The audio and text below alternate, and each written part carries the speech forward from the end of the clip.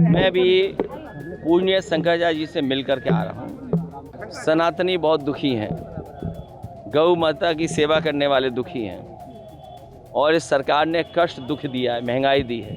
अब बताइए, एथेनॉल में ला दिया पेट्रोल में। बीते बुधवार को समाजवादी पार्टी प्रमुख अखिलेश यादव शंकराचार्य अभिमुक्तेश्वरानंद से मिलने पहुंचे और अब शंकराचार्य अभिमुक्तेश्वरानंद और अखिलेश यादव की इस मुलाकात की चर्चाओं सियासी गलियारों में भी हो रही है।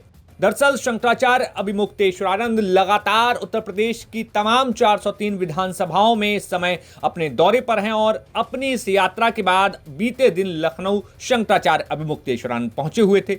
ऐसे में जब शंकराचार्य का एक जगह ठहराव हुआ, वहां पर खुद समाजवादी पार्टी अध्यक्ष अखिलेश यादव पहुंचे। अखिलेश यादव के पहुंचने पर शंकराचार्य ने उनका स्वागत किया और अखिलेश यादव ने सीधे पहुंचते ही सबसे पहले शंकराचार्य के पैर छूकर आशीर्वाद लिया और शंकराचार्य के पास जाकर वो बैठ गए।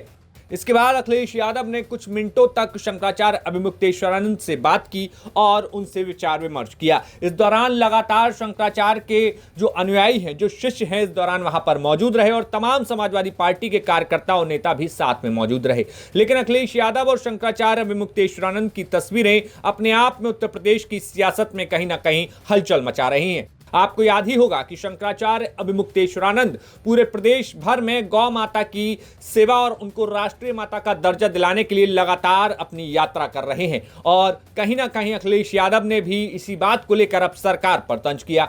इसके साथ ही साथ अखिलेश यादव ने इस मौके पर शंकराचार्य से मुलाकात के बाद कहा कि सरकार जो है गौ माता को लेकर चिंतित नहीं है और आगे कहा कि शंकराचार्य चाहते हैं कि राष्ट्रीय सम्मान गौमाता को मिले, इसलिए वो चिंतित हैं। फिलहाल सुनिए क्या कुछ अखिलेश यादव कह रहे हैं।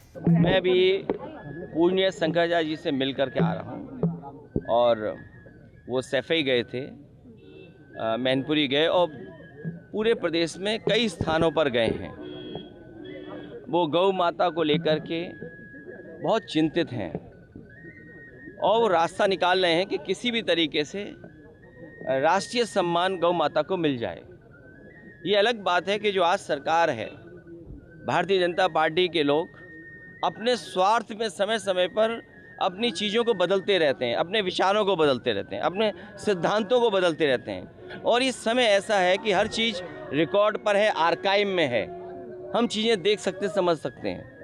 वहीं शंकराचार्य से मुलाकात के बाद जब अखिलेश यादव से मुख्यमंत्री योगी आदित्यनाथ के अयोध्या दौरे को लेकर सवाल पूछा गया तो अखिलेश यादव ने तंज भरे अंदाज में कहा कि इतने बार वो अयोध्या गए हैं लेकिन तब भी चोरी नहीं पकड़ पाए और साथ में अखिलेश यादव ने यह भी जोड़ते हुए कहा कि अब तो अयोध्या में जेब कतरे भी सक्रिय हो गए हैं, तो अब जाने से क्या।